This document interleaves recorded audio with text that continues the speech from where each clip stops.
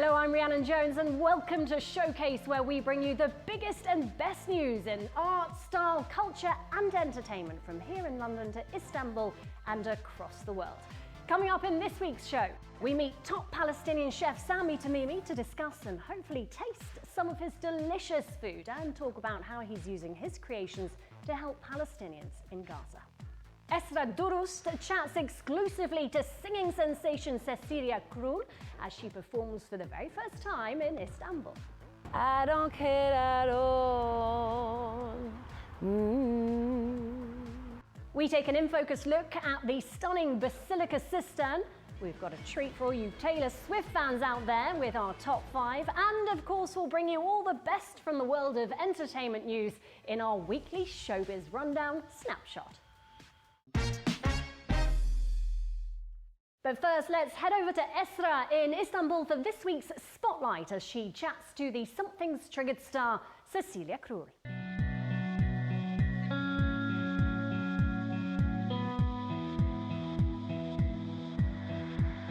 I'm now with Spanish singer Cecilia Krull, who you may know her as the voice behind the iconic theme song of La Casa de Papel, also known as Money Heist. Cecilia, welcome to Turkey, Ankara, and welcome to our show. Thank you so much. It's a pleasure to be here again. Your song, My Life Is Going On, has become synonymous with the global success of the TV series La Casa de Papel, right? Yeah. How does it feel, and what does this song mean to you now? Wow, it's been a while. Now this crazy thing started 7 years ago now, I think. So now I realize how big was the success of the series and of my song, of course. So I'm very happy and I keep working a lot to continue this dream come true. So let's go back to those years in the very beginning. What kind of mood were you in when you were writing the song? And how much did you know about the story in the first place, or characters? What was your inspiration? I made the song specifically for the TV show, for La Casa de Papel. So I had a conversation with Alex Pina, the creator, and with Manel Santisteban, who is the composer of all the soundtrack.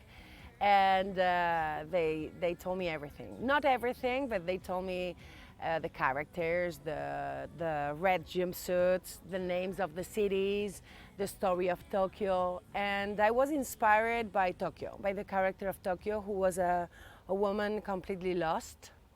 I don't care at all, I am lost. Beautiful. So I was inspired by the character of Tokyo. Speaking of Tokyo, she's my favorite character. Who's yours? Oh, my favorite character, I think, is Berlin. Berlin? Yes. Oh, okay. That's also nice. ¿Qué vamos a robar?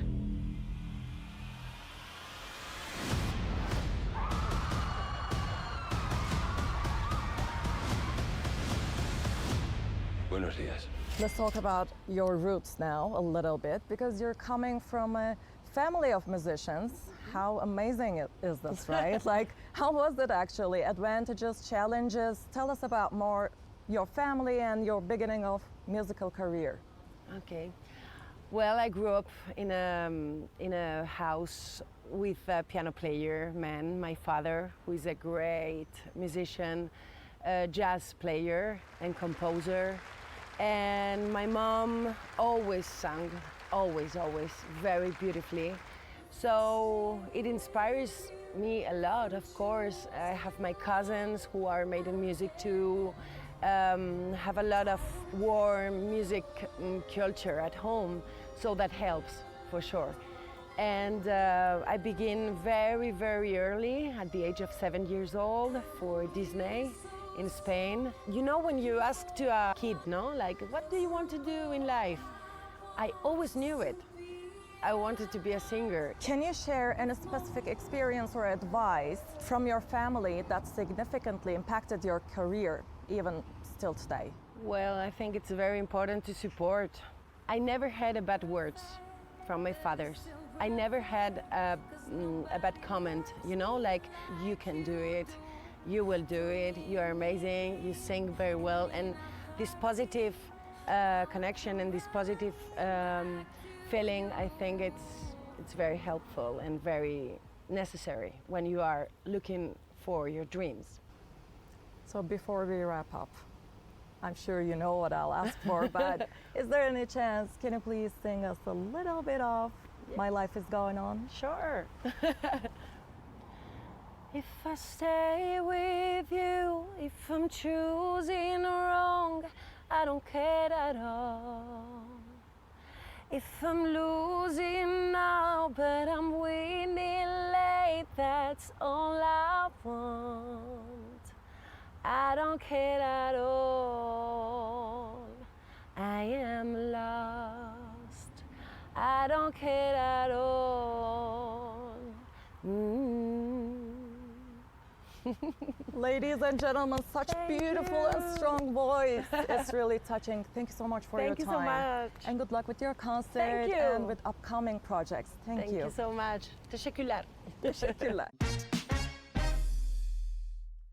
Time now for In Style, and I'm delighted to say that this week we'll be tasting some very stylish food made by our next guest, Palestinian chef Sami Tamimi. Sami, welcome to Showcase. I can't wait to get stuck in.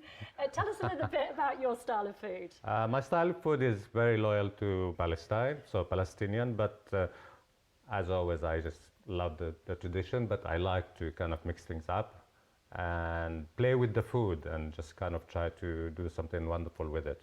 You talk about the Palestinian influence. Tell us a bit about your childhood and the influences with your cooking. Yeah, I grew up in Jerusalem in the 70s. I was a kid of the 70s, and I had a relatively happy childhood. And I was lucky enough because I grew up in a food-obsessed family. They were just kind of talking about food all the time and eating and talking about what they're going to have next day and later. And age of 17, I wanted to just kind of try to do some work. I went to a hotel in West Jerusalem and I got a job there as a kitchen porter. And it opened this whole new world to me where I've never kind of been to a commercial kitchen. I wasn't allowed in my mom's kitchen because boys don't belong there. So I was always kicked out. And it just kind of opened this tap. I wanted to know more about food. I was 26. I had this kind of thought that why I don't take the Palestinian food and the food that I learned so far and kind of trying to merge them together. And this is the style that I've been cooking so far until today. Oh, wow. And then you came to the UK, didn't you? Yeah, and in 97 I came to the UK and I was lucky to land a job at a tiny little place behind Harrods in Knightsbridge called Baker and Spice.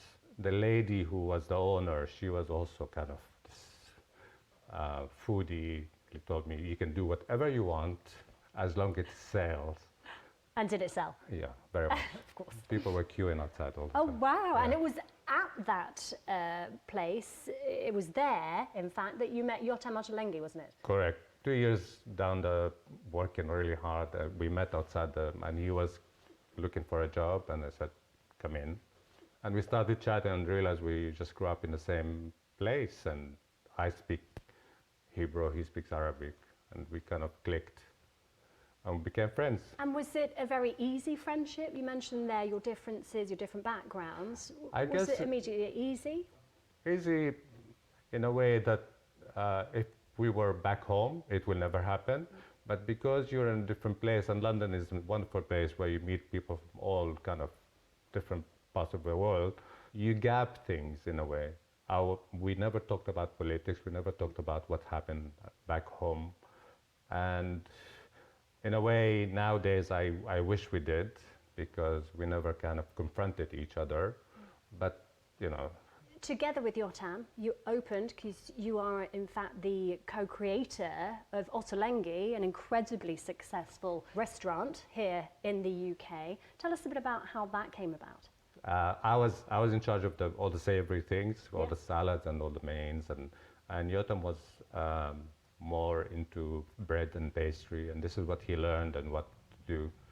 So we teamed with friends and we opened the first Ottolenghi in Notting Hill in Ledbury Road, and it was an immediate success because when we opened it, we think about it, like 22-3 years now, was nothing in London like Ottolenghi.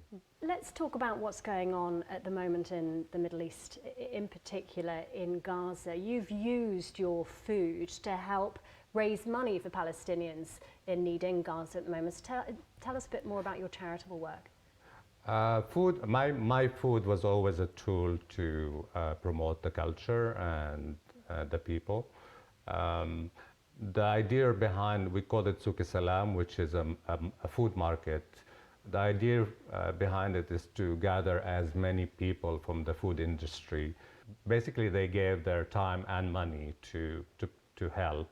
And we did, the first one was a huge success, but we ran out of food in like an hour and a half, so we had queues all over the place. The second one was slightly more organized, and we had a lot more people, and it was a bigger place.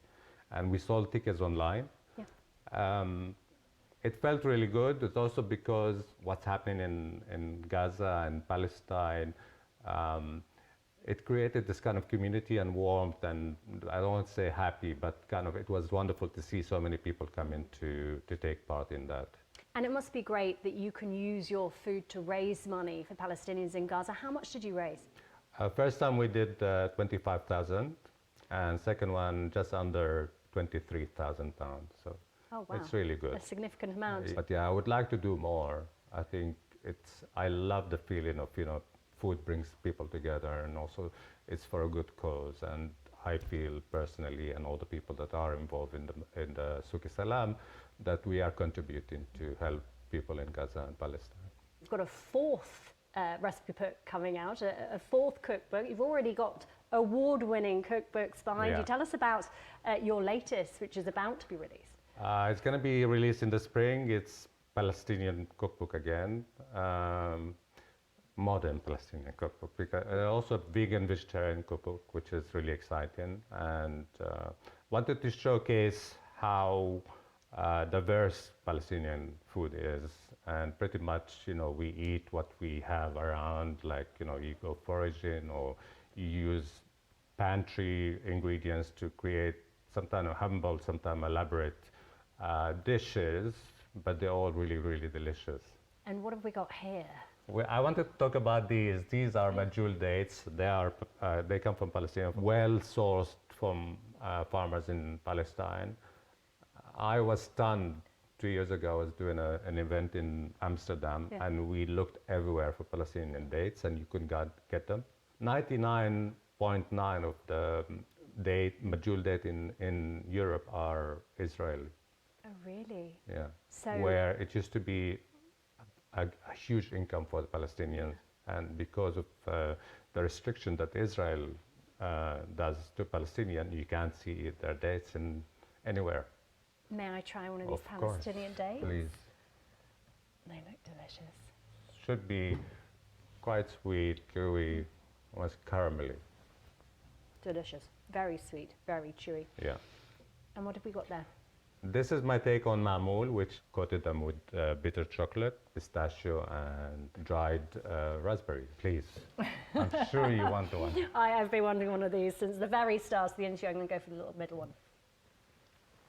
They're quite Moorish. I sometimes freeze them and you eat them in the summer. That's absolutely delicious, Sami. Is that in your new cookbook? Yes, it is. Amazing. I can't wait to make it myself. Best of luck with it when it is released. And thank you so much for talking to us here on Showcase. Thank you very much for having me. As Taylor Swift embarks on the next leg of her record-breaking eras tour, this week's top 5 is for all you Swifties out there. We have a Taylor Swift tour of our very own. We pop down to some of her favourite London hotspots where you just might catch a glimpse of her when she's next in town.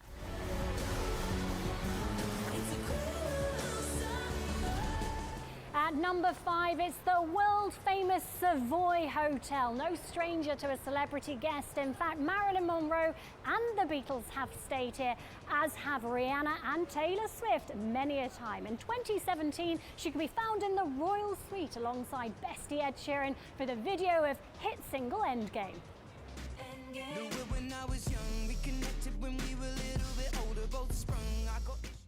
In at number 4, it's the Flask here in Highgate Village in leafy North London. This institution of a pub serves the likes of great British poets Byron, Shelley and Keats, and it boasts among its immediate neighbours the likes of Sting and Kate Moss. And Taylor's been spotted here a number of times in the past with then boyfriend Joe Alwyn having a spot at brunch. And this is where she sat. I think I'll go for the fish and chips. At number 3, it's Stella McCartney's flagship store here on Old Bond Street in the heart of the West End. Now, Taylor Swift and Stella have been long-time buddies, so it's little surprise that she's been seen popping in there for a new outfit or two. At number 2, it's trendy and colourful Camden Market, which Taylor mentions in her song London Boy. She sings about enjoying walking Camden Market in the afternoon, and who can blame her? And in at number 1, it's Kentish Delight, said to be Taylor's favourite kebab shop. In fact, she likes it so much that it even features in her hit single Endgame.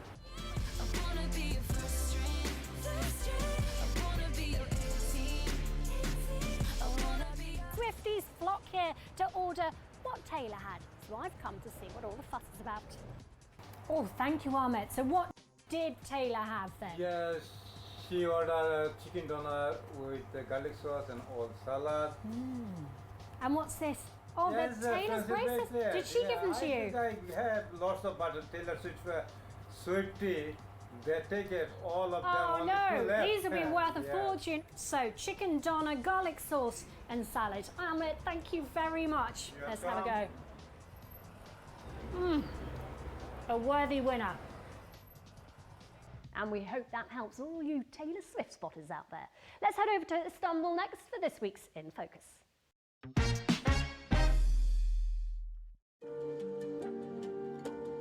Beneath the bustling streets of Istanbul lies an unexpected world of art. The Basilica Cistern, a 6th century marvel that once supplied water to the city of Constantinople, now offers visitors a one-of-a-kind experience.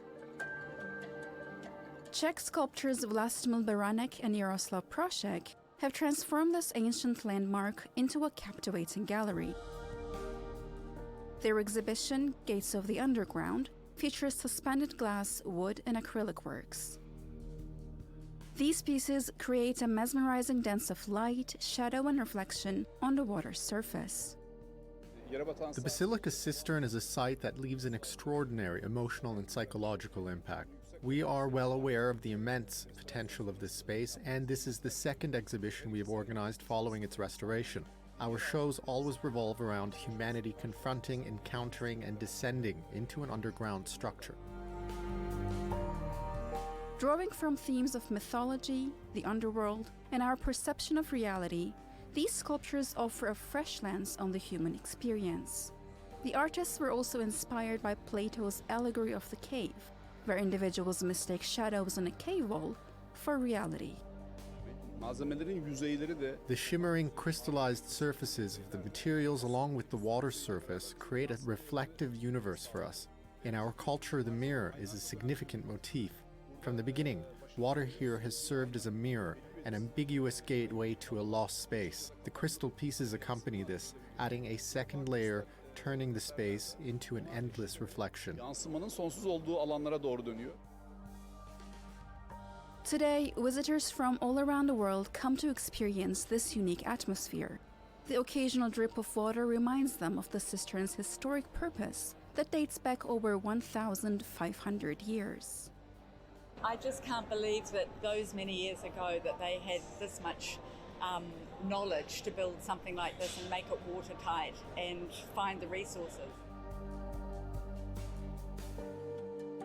As we explore the cistern, we are transported to a world where the past and present converge.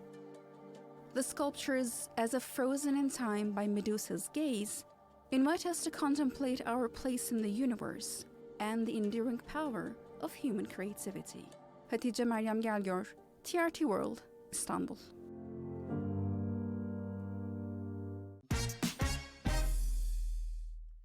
The stunning Basilica Cistern there. Time now for all the entertainment news, but this time from Istanbul, here's Ezra with our weekly roundup snapshot.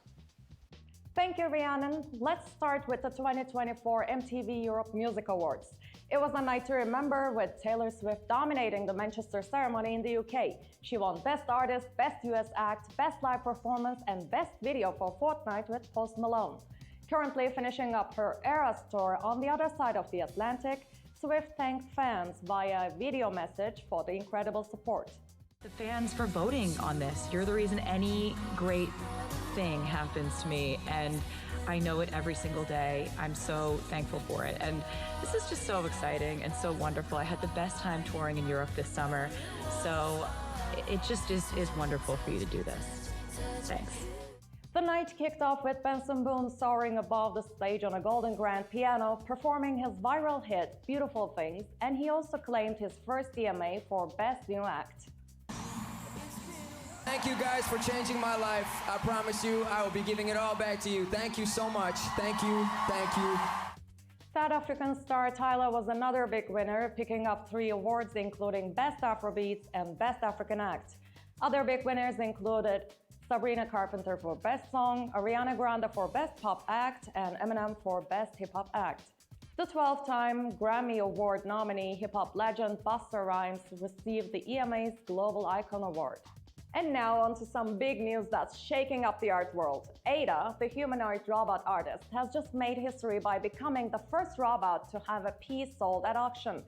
Her portrait of the legendary mathematician and computer scientist Alan Turing, called AI God, just sold at Sotheby's for a jaw-dropping $1,084,800. This all went down during Sotheby's week-long digital art auction, where the piece got 27 bids and totally smashed its estimated value. Ada herself is, of course, pretty happy with the result.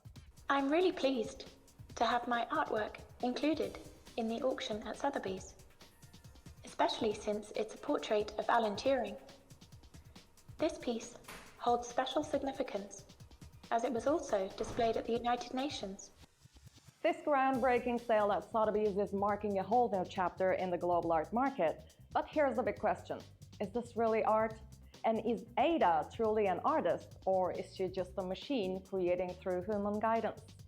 Well, history is littered with artists that were called non-artists.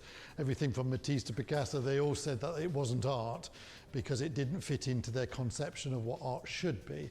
And I would imagine as art is a progressive thing, it will challenge that as well. So I think Ada's in good company by being called a non-artist. Now for all the drama lovers out there, smash hit series Yellowstone is back. After nearly a 2-year break, the show returns for its final season. But this final chapter will be without its main star, Kevin Costner, who announced his departure from the series in May 2023. And Yellowstone may be ending, but the cast promises for even more drama and satisfying conclusion. I think they can expect to be satisfied after being invested for such a long time in this show. You know, it's been on the air for a while. We've been making it for 7 years, and I know that we were all pretty satisfied with how it came together, and I think the fans will be too.